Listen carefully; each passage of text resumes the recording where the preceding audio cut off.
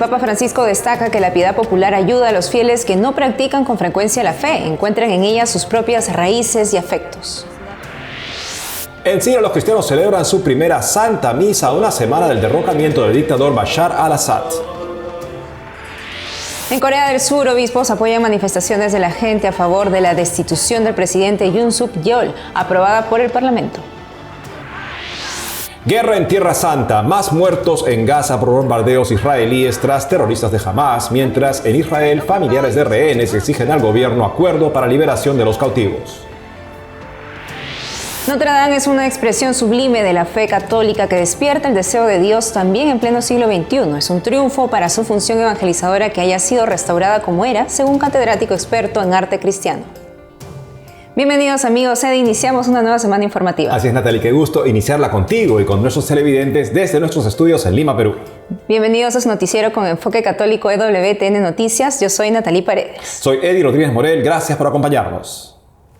Empezamos las noticias desde Córcega, en Francia, con el Papa Francisco al cierre de su reciente visita a la isla por uno de los temas que más le atrae, la piedad popular. Su especial importancia para la evangelización lo llevó a concretar su último viaje apostólico del 2024. Nuestra corresponsal Paola Riaza informa. La jornada de la visita del Papa Francisco a la isla francesa de Córcega comenzó con la cálida bienvenida de los habitantes. Su primer encuentro tras la recepción oficial tuvo lugar en el Palacio de Congresos y Exposiciones de Ajaccio. Ahí, el pontífice encabezó la sesión de clausura del Congreso sobre la religiosidad popular en el Mediterráneo. El padre Luis Erragi, quien se dedicó a orquestar este evento, explicó que la llamada piedad popular es una forma de evangelizar en la iglesia local. El término religiosidad muestra que hay un paso del paganismo a la religión, y a menudo las tradiciones de la iglesia proceden del paganismo y han sido evangelizadas. También está el término popular, que no solo significa exitoso, sino que implica que se trata de algo que pertenece al pueblo. A menudo es el pueblo de Dios el que ha asumido estas expresiones populares de la fe y las ha impulsado. Y la Iglesia ha encontrado en estas expresiones populares algo que pertenece al Evangelio y a la fe. Durante su intervención, el Papa Francisco subrayó la importancia de las expresiones populares de la fe como una forma de acceder a las comunidades secularizadas. La práctica de la pietà popolare. La práctica de la piedad popular también atrae e implica a personas que están en el umbral de la fe, que no practican asiduamente y que, sin embargo, encuentran en ella la experiencia de sus propias raíces y afectos, junto con ideales y valores que consideran útiles para su propia vida y para la sociedad. Poco después de este encuentro, el Santo Padre se trasladó a la Catedral de Nuestra Señora de la Asunción, donde se dirigió a sacerdotes y personas consagradas. El pontífice aprovechó la ocasión para invitarles a escuchar y ser cercanos a las personas que acuden a la iglesia, para que quienes se han alejado de Dios encuentren en ellos orientación y consuelo. Tras estas palabras, el Papa rezó su Ángelus dominical. Fuera de la catedral le esperaba un coro de niños que unieron sus voces a la multitud. La jornada concluyó con una celebración eucarística en el Palais de Austerlitz, donde distintas fraternidades de la isla llenaron la plaza. El Papa vistió de rosa, que solo sucede en 2 ocasiones durante el año litúrgico. Una de ellas es el tercer domingo de Adviento, llamado Domingo Gaudete, que en latín quiere decir alégrense. En su homilía, el pontífice invitó a los fieles a prepararse para esta Navidad en una espera gozosa. Y no es fácil avere gioia, Y no es fácil tener gozo. La alegría cristiana no es en absoluto despreocupada, superficial, una alegría de carnaval. No lo es, no lo es. Por el contrario, es una alegría del corazón, basada en un fundamento firme. Antes de partir de Ajaccio, el pontífice mantuvo un breve encuentro con el presidente de la República Francesa, Emmanuel Macron. Paola Riaza para EWTN Noticias.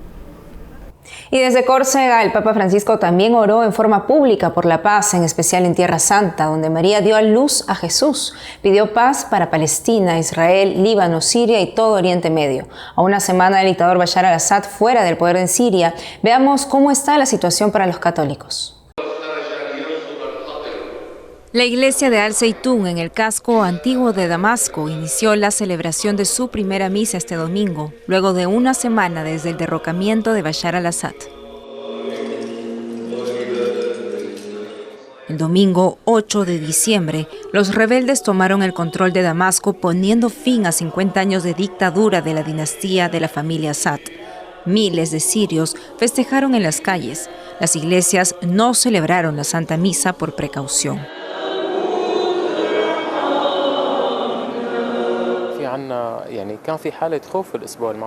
La semana pasada, el domingo, tuvimos miedo y se canceló la misa porque teníamos miedo de los acontecimientos que estaban ocurriendo. Pero ahora, gracias a Dios, las cosas están mejor y oficialmente estamos celebrando misa todos los domingos. Congregados en el templo, los feligreses rezaron por una Siria mejor. Algunos derramaron lágrimas y otros juntaron sus manos con fuerza en oración. Los cristianos, minoría en Siria, viven un estado de inquietud desde que los insurgentes encabezados por el grupo islámico Hayat Tahrir al-Sham tomaron el control. Provienen del grupo terrorista Al-Qaeda que odia a los cristianos.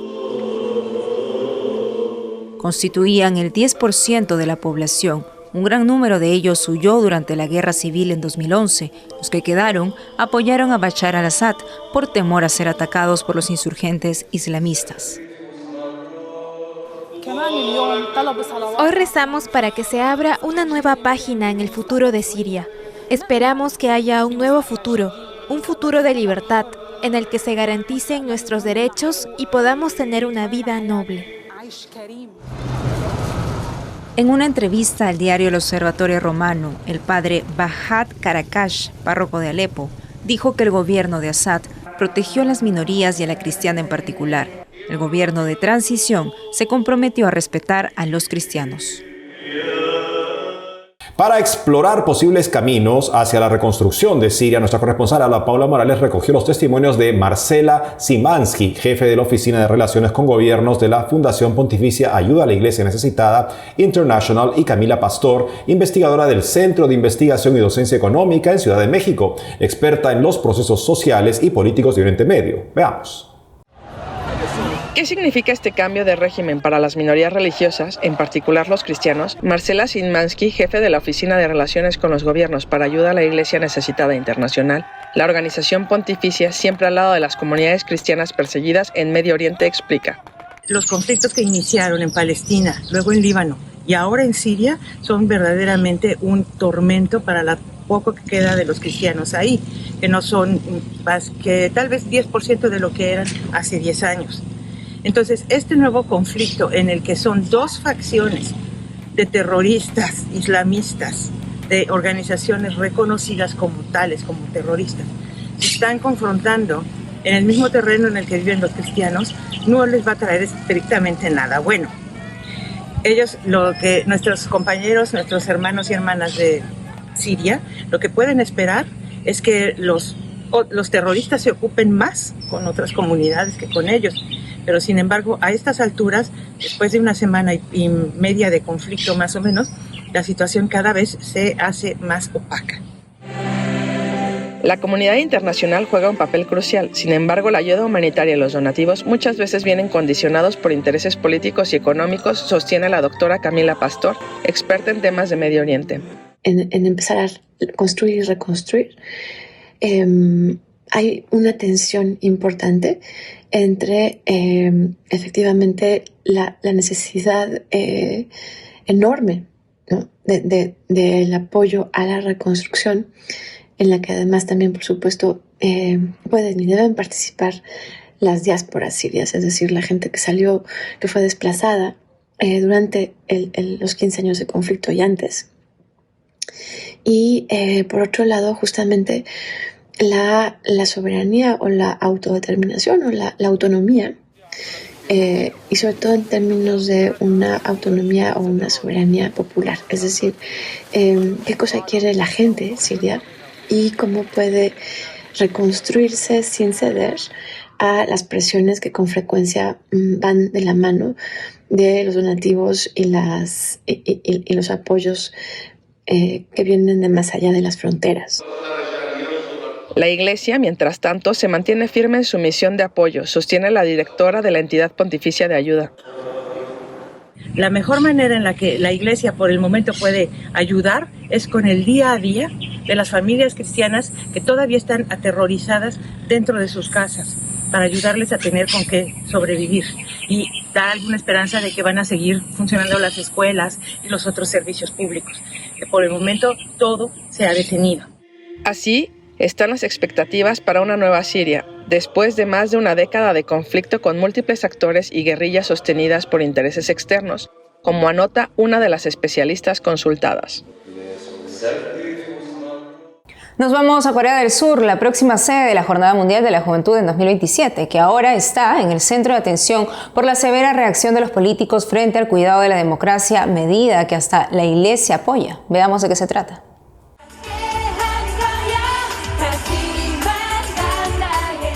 Inspirados en el K-pop, popular género musical juvenil creado en Corea del Sur, la gente pedía la destitución del presidente Yoon Suk-yeol por tratar de imponer a inicios de diciembre una llamada ley marcial para dar facultades extraordinarias a las Fuerzas Armadas y policiales y suprimir derechos individuales en resguardo del orden público.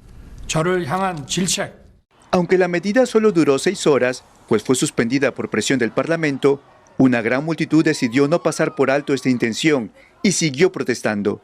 El sábado último, el Parlamento aprobó una moción de vacancia contra el jefe de Estado. Sentí que si no salía, no estaría cumpliendo con mi responsabilidad con la historia, así que aunque mi hijo aún es pequeño, lo traje aquí para que fuera testigo de esto. Es muy diferente ver a jóvenes salir a protestar con varitas luminosas como esta. Nosotros solo podíamos pensar en sostener velas, pero aquí es donde realmente sentí la brecha generacional entre nosotros y estos jóvenes. Los surcoreanos exigían la destitución del presidente por su fuerte sentido democrático, basado en el recuerdo de diversos dictadores que les impusieron la ley marcial durante la Guerra Fría, privando a la población de sus derechos, según el recuerdo de la agencia vaticana Fides. El camino siempre está en el pueblo. Esta es la historia de la República de Corea. Por eso la República de Corea es fuerte. Pido a todos y cada uno de ustedes que participen en la votación. Presento el primer punto del orden del día, la moción de destitución del presidente Yoon Suk-yeol. 대통령 윤석열 탄핵 소추안을 상정합니다. La destitución fue aprobada por amplia mayoría. El primer ministro Han Duck-soo está a cargo del país. El Tribunal Constitucional debe confirmar la destitución del presidente Yoon Suk-yeol o su restitución. Por su parte, los obispos de Corea del Sur manifestaron que están con el pueblo y enfatizaron que nadie puede imponer sus opiniones violando los procedimientos democráticos. En su comunicado instaron al presidente Yoon y su gobierno a que pidan perdón al pueblo. Los prelados esperan que el Tribunal Constitucional evalúe con prontitud para que el país recobre su estabilidad. Y en Tel Aviv, capital de Israel, familiares y simpatizantes se reunieron el sábado último exigiendo un acuerdo para liberar a los rehenes aún en manos de los terroristas de Hamas en Gaza, según Associated Press. Mientras esperan acciones del gobierno al respecto, este más bien está enfocado en ataques aéreos en Siria desde el derrocamiento del régimen, diciendo que busca neutralizar amenazas potenciales. Israel también movió tropas en su frontera con Siria. En Gaza siguen decenas de muertos por múltiples ataques aéreos israelíes en los últimos días. La inseguridad obstaculiza las entregas de ayuda, según Naciones Unidas. Escuchemos a los familiares de los rehenes israelíes. Uno se refiere a Benjamin Netanyahu como Bibi.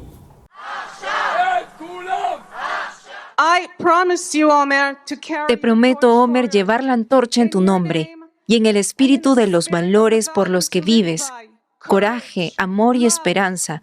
Continuaremos luchando por tu regreso y por el regreso de todos los rehenes.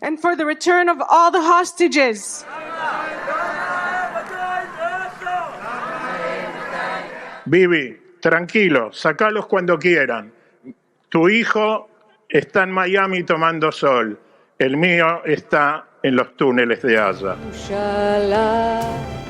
Hacemos una pausa y al volver. Notre Dame es una expresión sublime de la fe católica que despierta el deseo de Dios también en pleno siglo XXI. Es un triunfo para su función evangelizadora que haya sido restaurada como era, según catedrático experto en arte cristiano. Además, estreno Eterno Candor, villancico en lengua quechua del coro de niños acólitos de Huancavelica en Perú. Regresamos con más noticias con Enfoque Católico.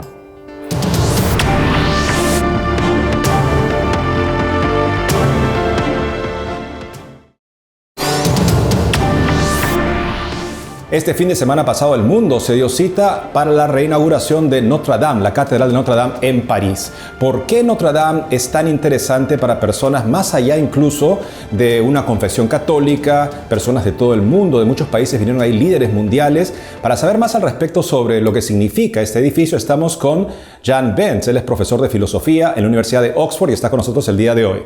Jan, explícanos por qué Notre Dame es tan especial y significativa para tantos diferentes tipos de personas.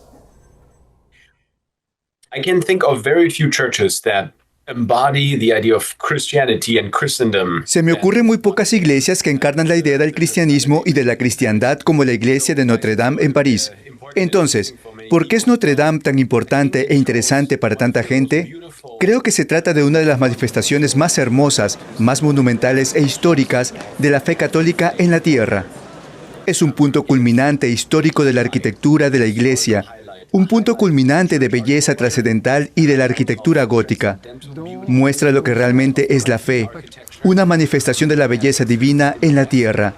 Creo que la gente lo percibe. He estado en Notre Dame, también he vivido en Roma durante mucho tiempo, y he percibido que muchas personas se conmueven con la belleza de las iglesias con solo entrar en ellas, incluso si no tienen ninguna conexión con la fe, no entienden la fe, si son católicos o no católicos, incluso si son protestantes. Entran en estas magníficas iglesias, como las que he visitado en Roma o Notre Dame en París, y se sienten inmediatamente conmovidos por esta cantidad tangible en la que pueden entrar. Creo que cualquiera que va a Notre Dame tiene esa experiencia. El incendio del 15 de abril del 2019 fue un acontecimiento trágico. Se necesitaron unos 5 años para reconstruirla, pero en general parece haber sido un verdadero éxito, y es un éxito porque se restauró tal como era. No hay nuevas adiciones, no hay cambios significativos en la arquitectura. Recuerdo que al principio se habló mucho de un nuevo techo. Eso no sucedió. Se restauró con el mismo estilo, la misma técnica de construcción. Se contrataron artistas y músicos para asegurarse de que la acústica fuera buena. Y por eso creo que la reconstrucción fue un éxito en general. Sabremos más al respecto de la reconstrucción de Notre Dame en los siguientes meses, estoy seguro, pero sabemos que el arquitecto principal encargado de la reconstrucción dijo que él no había hecho público el hecho de que él es católico, devoto a Nuestra Señora, porque es un país tan laico, Francia, pero que ahora pensaba que sí podía decir que verdaderamente su devoción por María fue importante para él y que se sintió guiado desde el cielo para llevar adelante esta obra. Creo que este principio de laicidad es mucho más fuerte en Francia debido a esa separación de la Iglesia y el Estado que ha sido una realidad en Francia desde la Revolución Francesa, a pesar de que Francia es la hija mayor de la Iglesia, con una historia muy larga de vida católica y una rica cultura católica y reyes católicos.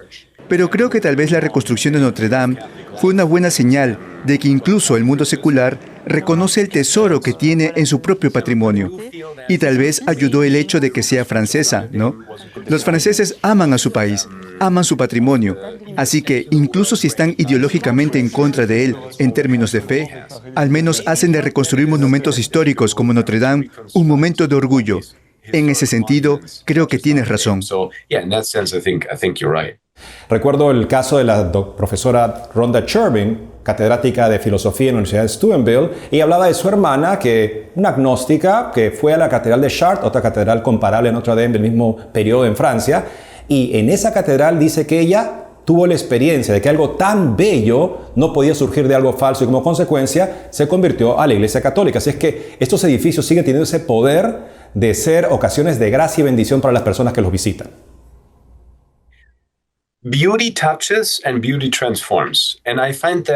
La belleza toca y transforma.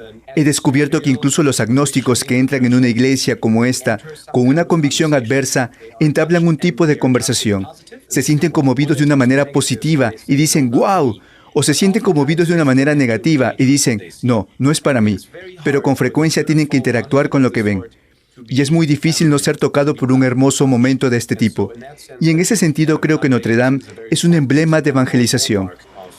Dicho esto, hay algunos elementos que, en mi opinión, son un poco más problemáticos. Uno de ellos es que fue el público el que realmente presionó para que se reconstruyera Notre Dame de manera tradicional. No hubo uno, sino varios planes para modernizarla, para ponerle un techo de vidrio y acero.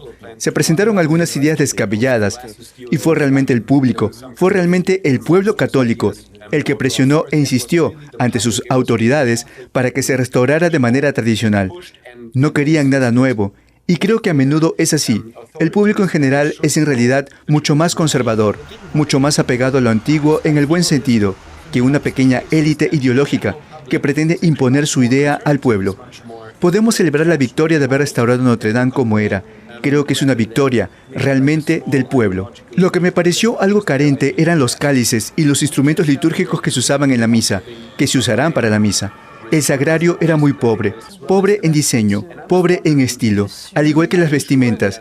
Y estoy seguro de que Notre Dame, como tantas de estas antiguas iglesias medievales, tienen un rico tesoro de vestimentas antiguas, que tal vez incluso fueron tejidas en el mismo estilo, en el mismo periodo del edificio. Y me pregunto, ¿por qué tenemos que destruir esta obra de arte completa? Este Gesamtwerk, como decimos en alemán, esta obra de arte total. ¿Por qué tenemos que modernizar estos fragmentos, aunque no tengan ningún sentido? ¿Cierto? Y eso es lo que pensé que falló, y tal vez revela la falta de gusto de algunos de los clérigos modernos que estuvieron involucrados en esto. Y también, para ser muy honesto, no es un buen signo de pobreza. La pobreza diría, hay tantas cosas que ya tenemos, no necesitamos nada nuevo, ¿verdad? ¿Por qué me voy a comprar una chaqueta nueva si ya tengo 10? ¿No? Usemos lo que tenemos y lo que sea más apropiado para la ocasión. Quizá ese fue un poco el sabor amargo que me quedó después de la gran inauguración, que tuvo muchos elementos hermosos. Ciertamente, los muebles, la mueblería y las vestimentas modernas no fue la razón por la que la gente fue a Notre Dame. Jean Benz, profesor de filosofía en Oxford, muchas gracias por haber estado con nosotros el día de hoy. Gracias por invitarme. Todo lo mejor. Y la Catedral de Notre Dame, la obra del siglo, también es vista por los chinos sin moverse de su país. Le mostramos cómo. A Shanghái llegó una exposición especial de realidad virtual que celebra la reapertura de la Catedral de Notre Dame. La exposición ofrece a los visitantes un viaje inmersivo de 45 minutos a través de la historia de la catedral gótica más antigua de Francia. La tecnología es muy avanzada, hicieron un gran trabajo. Es muy interesante ver cómo se restauró Notre Dame con este método. Y también es bueno que los niños aprendan cómo se reparó. Las personas que participan se colocan los lentes Fresnel, unas gafas creadas para vivir la realidad virtual.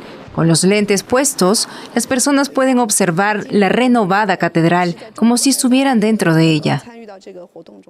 La experiencia es muy envolvente y realista. Se puede ver cómo se hicieron las vidrieras y los colores son excelentes.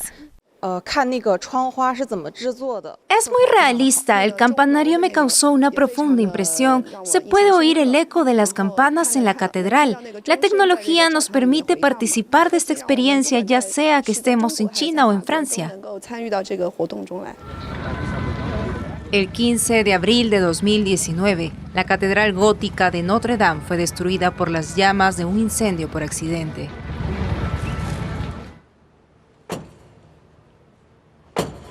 Luego de su reconstrucción, después de más de 5 años de labor, la catedral luce renovada como en la época medieval.